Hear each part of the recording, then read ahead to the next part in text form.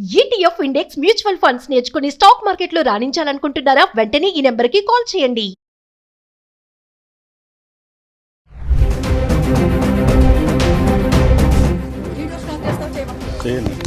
చేయను నా డ్యూటీకి అడ్డం తలకని లేదు. Hi viewers, India's largest digital media network Suman టీవీకి స్వాగతం.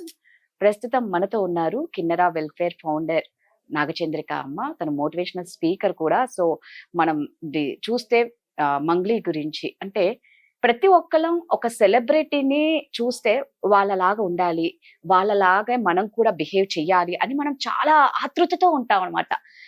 అలాంటి సెలబ్రిటీలను మనం ఫాలో అయ్యేటప్పుడు సెలబ్రిటీలు ఎలా ఉండాలి అనే దాని గురించి అమ్మతో డిస్కషన్ చేయడానికి మాట్లాడుతున్నాను. అమ్మ నమస్తే. అమ్మ నమస్తే.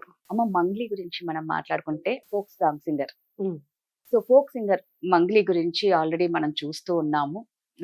అంటే నేను ఎందుకు చెప్తున్నానంటే తను చాలా కష్టపడింది. ఎంత అంటే స్టెప్ బై స్టెప్ ఒక కింది స్థాయి నుంచి ఈ రోజు ఒక మంచి సెలబ్రిటీగా తను అంటే ఒక పేరు, ఒక స్థాయిని తెచ్చుకుంది, ఒక గుర్తింపును తెచ్చుకుంది. అంటే మనం అందరం ఇందాక నేను చెప్పినట్లు ప్రతి ఒక్కరం ఆ హీరో లాగా ఉండాలి, ఆ హీరోయిన్ లాగా ఉండాలి, ఆ సింగర్ లాగా నేను పాడాలి, అలాంటి డ్రెస్సింగ్ ఉండాలి అనేది ప్రతి ఒక్కరి మైండ్ సెట్ కూడా సెలబ్రిటీల మీదే ఉంటుంది.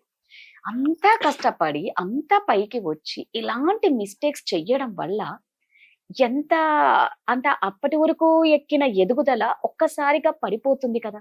ఫస్ట్ ఆఫ్ ఆల్ జనాలు మిమ్మల్ని చూసి ఏం నేర్చుకోవాలి? విదేశీ మాధ్యమాలు మన దాంట్లో బంద్ అలో లేదు. ఇంకా అంతకు మించి గంజాయి గురించి అంటే ఏం మాట్లాడాలో అర్థం కావట్లే. ఒక్కసారి దీని గురించి. మళ్ళీ నిజంగా మీరు చెప్పినట్లు చాలా మంచి స్థాయికి ఎదిగింది. చాలా ఫస్ట్ లో వచ్చినప్పుడు ఒక పల్లెటూరి పిల్లలాగా చాలా అమ్మాయి కూడా గుత్తి దగ్గర రాయలసీమ అనంతపురం. జనరల్ గా రాయలసీమలో కొద్దిగా ఆడవాళ్ళు కొద్దిగా ఇదిగానే ఉంటారు. అట్లాంటి అమ్మాయి వచ్చింది. ఈ ఫీల్డ్ అంటే ఎట్లా ఉంటుందో తెలుసు మనకు. సినీ ఫీల్డ్ కావచ్చు, ఎంత కూడా సెలబ్రిటీస్. నిజంగానే ఎవరైనా కూడా మనము ఒక సెలబ్రిటీని చూసినప్పుడు, ఉన్నత స్థాయిలో ఉన్న వాళ్ళని చూసినప్పుడు, వాళ్ళు ఉన్నటువంటి ఒక క్వాలిటీస్ చూసినప్పుడు మనం కూడా అలా ఉండాలి, మనం వాళ్ళని ఫాలో అవ్వాలని చెప్పి చాలా మంది ఫాలోవర్స్ ఉంటారు కూడా ఉంటారు. అట్లాగే మంగ్లీ చాలా బాగా అతి తక్కువ టైంలోనే తను చాలా మంచి స్థాయికి వచ్చింది. ఆ అమ్మాయి ఈ ఫోక్ సాంగ్ తో పాటు ఇషా ఫౌండేషన్ లో మహాశివరాత్రి అప్పుడు కూడా ఇషా ఫౌండేషన్ వెళ్తుంది. శివరాత్రి రోజు మంచి భక్తి పాటలు కూడా చాలా అంటే ఆ స్థాయికి వెళ్ళింది అని అంటే శివరాత్రికి ఆమెను ఇన్వైట్ చేశారు అక్కడ గురువు గారు అని అంటే కూడా ఆమె స్థాయి ఎంతవరకు పోయింది అంటే మనకు అర్థమవుతుంది. అంత ఉన్నత స్థాయికి వెళ్ళి ఎంతో ఎవరెస్ట్ ఎక్కిన మనిషి ఒక్కసారి చిన్న పొరపాటు ఆమె చేసిందా లేకపోతే చేయించబడ్డారా, ఏం జరిగింది అనేది మనకి ఇకతే తెలియదు. అది అక్కడ మనం వింటున్నాం, చూస్తున్నాం. అక్కడి నుంచి దొర్లుకుంటూ వచ్చి లాస్ట్ కిందకి పడ్డంత ఇది అయింది. ఇప్పుడు పడిందా దొర్లిందా తర్వాత సంగతి, ప్రస్తుతానికైతే జరిగింది కదా. అది ఎంత మనకి కష్టమైన సిచ్యువేషన్ అంటే ఇది. ఇప్పుడు ఆ స్థాయికి వెళ్ళినప్పుడు వాళ్ళ మనస్తత్వం కూడా ఒక రకంగా చేంజ్ అవుతా వస్తుంది మనిషికి. ఇంకోటి చాలా జాగ్రత్తగా కూడా నడుచుకోవాల్సిన పరిస్థితి. నలుగురు మనల్ని చూస్తున్నారు అని అంటే ఒకప్పుడు గుర్తింపులేప్పుడు మన ఇష్టం వచ్చినట్టు మనం ఉంటాం. ఇష్టం వచ్చినట్టు డ్రెస్సింగ్ కావచ్చు, బిహేవియర్ కావచ్చు, మనల్ని ఎవరు పట్టించుకుంటారు అన్నట్టు మనం ఉంటాం. కానీ ఒక స్టేజ్కి వచ్చి నలుగురు మనల్ని గుర్తిస్తున్నారు, మనం ఫాలో చేస్తున్నారు, ఇవన్నీ అనుకున్నప్పుడు మనం చాలా జాగ్రత్తగా మనం కొన్ని ఇష్టం లేనిటివి కూడా మనం జాగ్రత్తగా వేలో వెళ్లాల్సిన అవసరం ఉంటుంది. అట్లాంటిది ఇప్పుడు జరిగిన సిచ్యువేషన్ చూస్తే నాకు కూడా చాలా బాధ అనిపించింది. ఎందుకంటే ఒక్కసారి కుప్పగూలిపోయింది కదా ఆమె ఇది మనిషి అని అనిపించింది. ఎందుకంటే ఒక్కటి కూడా కాదు, ఒక డ్రగ్సే కాదు, మద్యపానము, ఇంట్లో ఎందుకంటే ఏ అయితే నికృష్టమైన విషయాలు అట్లాంటి విషయంలో పోయి పడిందమ్మ. గంజాయి కానీ పర్మిషన్ తీసుకోవడం నాకు తెలీదు అని అంటుంది. ఇప్పుడు ఆ పార్టీ చేస్తున్నారు అంటే ఆమె ఒక్కటే అన్ని ఏర్పాటు చేయదు కదా. చేయదు, కరెక్ట్. దాని వెనకాల ఎవరో ఉంటారు. అది అందులో తను ఇక్కడ ఆమె ఇంట్లో చేసుకోలేదు. అవును, రిసార్ట్స్ లో జరిగింది. అది ఏ రిసార్ట్స్ ఎవరిది అనేది కూడా మనకు క్లారిటీ లేదు ఇప్పటి వరకు. అంత రిసార్ట్స్ లో చేస్తున్నప్పుడు మరి ఆ చేసే వాళ్ళు ఎవరైతే అరేంజ్ చేస్తున్నారో వాళ్ళు అన్ని తెలిసింటది. మరి వాళ్ళు చెప్పింటారు కదా, చెప్పాలి కదా. మీకు చెప్పకుండా ఎట్లుంటారు? అమ్మ మేము ఇది తెప్పిస్తున్నాం అన్న. ఇప్పుడు నా ఇంట్లోనే నాకు తెలియకుండా ఎవడన్నా తీసుకురాగలుగుతాడు? నేను బ్లేమ్ చేయడం లేదు అమ్మాయిని, ఉండే వాస్తవం చెప్తున్నాను. నేను నా ఇంట్లోకి వస్తున్నప్పుడు ఎవడో దొంగ అయితే ఒకటో రెండో దాచిపెడతాడేమో తెలియదు కానీ పబ్లిక్ గా మద్యపానము, విదేశీ మద్యపానం అంటే మరి పర్మిషన్స్ తీసుకోవాలి కదా. అది అవతల వాళ్ళని చెప్తారు కదా, రిసార్ట్స్ వాళ్ళకన్నా తెలియదా మద్యపానం తీసుకుని విదేశీ తీసుకుని మనం పర్మిషన్ తీసుకోవాలని వాళ్ళు చెప్పకుండా ఎట్లా ఉంటారు అని అనిపిస్తుంది నాకు. ఇంకోటి డ్రగ్స్ తీసుకున్న వ్యక్తులు అక్కడికి గంజాయి అదే డ్రగ్స్ అంటే ఇంకా గంజాయి ఇంకా అన్ని అంతే కదా. ఇవన్నీ కూడా ఆడ వచ్చినప్పుడు మరి ఇవన్నీ కూడా నాకు తెలియదు అని ఆవిడ అంటున్నారు. మరి సరే తెలియదు, వచ్చినప్పుడు తెలియదు.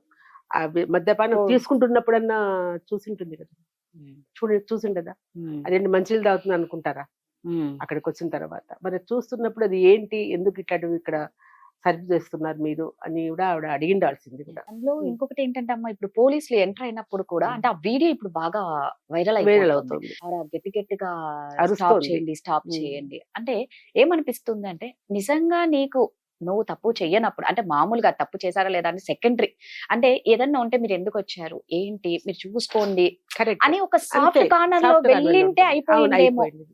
కానీ వెళ్ళింటే సాఫ్ట్ కార్నర్ అంటే నిజంగానే తెలియకుండా పోయింటే మరి సాఫ్ట్ కార్నర్ వెళ్తాం. ఇప్పుడు ఎవరో వచ్చినంత ఏమండి ఎందుకు వచ్చారు మీరు ఏంటి అని అడుగుతాం మనం. అందులో పోలీసు వాళ్ళు వచ్చినప్పుడు కొద్దిగా అడుగుతాం మనం. అడగకుండా ఫస్ట్ స్టాప్ చేయండి వీడియో తీయద్దు అని గట్టిగా అరవడం అనేది అంటే అక్కడ ఏదో దుర్ఘటన జరుగుతుంది నాకు తెలుసు కాబట్టి నేను స్టాప్ చేస్తున్నాను అనేది మనకు అనిపిస్తుంది కదా. అది అక్కడ జరుగుతుంది ఇది కాబట్టి చూడొద్దు అని చెప్పేసి మనం చేయి అడ్డం పెట్టుకుంటాం కదా. కొన్ని జాగ్రత్తలు మనం ఆ స్టేజ్ లో ఉన్న వ్యక్తి తీసుకోవాలి. తన కెరీర్ నాశనం అయిపోతున్నప్పుడు ఎంత జాగ్రత్తగా ఉండాలి అట్లాంటి చోట. ఎంత మనం చేసుకున్నా అయినా అంటే నాకు తెలియదు కానీ నేను ఒకటే అంటున్నా ఒకటి మాట, నువ్వు ఇప్పుడు ఎంతో స్టేజ్కి వెళ్ళావు, ఈషా ఫౌండేషన్ లో శివుడి మీద గొప్పగా భక్తి పాటలు పాడతావు. అందులో ఒక పల్లెటూరు నుంచి వచ్చినప్పుడు మనం ఇక్కడికి వచ్చినాక మనం మారినా చేసినా ఏనా కూడా ప్రతిదీ కూడా మనకు ఆ వాస్తవ అవి అక్కడ వాసనలు మనకి ఇంకా ఉంటాయి, పోవు.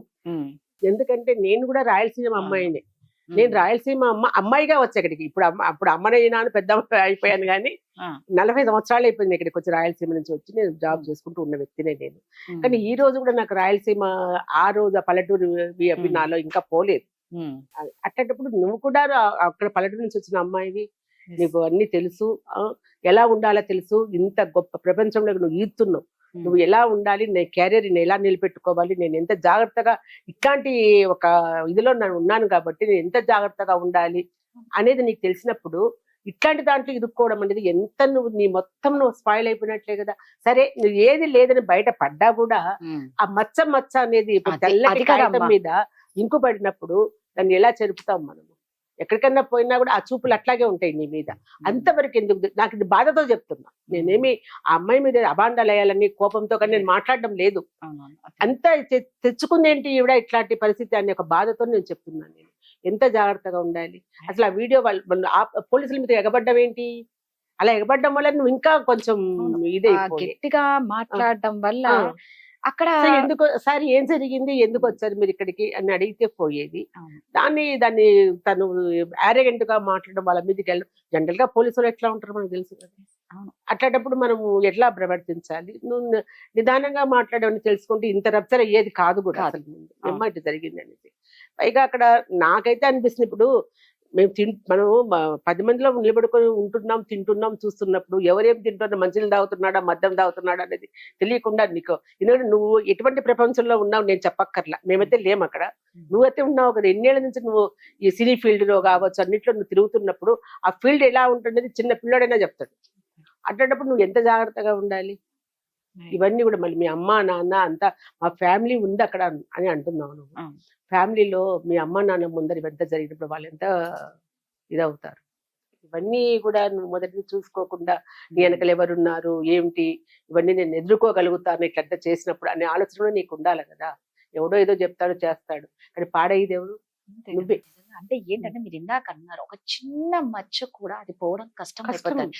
ఏదో సామాన్య ప్రజలు అయితే ఓకే, కానీ ఈ సెలబ్రిటీల దగ్గర మాత్రం ఇదే వాళ్ళకు పెద్ద మైనస్ అయిపోతుంది, వాళ్ళ కెరియర్ కి ప్రాబ్లం అవుతుంది. మెయిన్ ఏంటంటే మిమ్మల్ని ఫాలో అయ్యే అభిమానులకు మీరు ఒక ఏమంటారు ఒక అంటే ఎన్నో హోప్స్ పెట్టుకుని ఉంటారు మీ మీద. ఇప్పుడు మీ మీద మీరే చేతులారా మీ మీద ఇంప్రెషన్ పోగొట్టుకునేలా వస్తదేమో అని చిన్న తప్పు ఇంకా క్లారిటీ లేదు. చూసిన వరకు మాత్రం అంటే అందరు డౌట్ ఏంటి అంటే ఏంటి పర్మిషన్ తెలీదు అనేది ఒక పెద్ద క్వశ్చన్ question అయిపోయింది.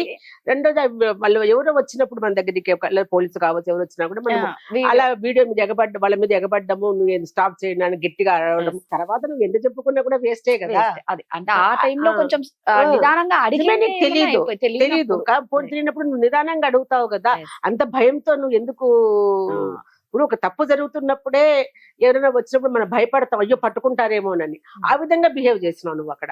నాకు కాదు నిజంగా తెలియదని ఇప్పుడు అన్నా కూడా ప్రయోజనం లేదు కదా. చేతులు కాలినాక ఆకులు పట్టుకున్నారంటారు చూసారా, ఇప్పుడు మంగళి గారి కథ, మంగళి కథ అట్లా అయిపోయింది. ఇంకా ముందు ముందు అసలు ఏంటో నెక్స్ట్ అసలు ఏం జరుగుతుందో కూడా చూద్దాం. ఇంకా దీనికైతే ఒక క్లారిటీ రాలేదు. కాకపోతే సెలబ్రిటీలు ఇలా ఉంటే బెటరు అనేది మేము మాట్లాడుకున్నాం. Thank you.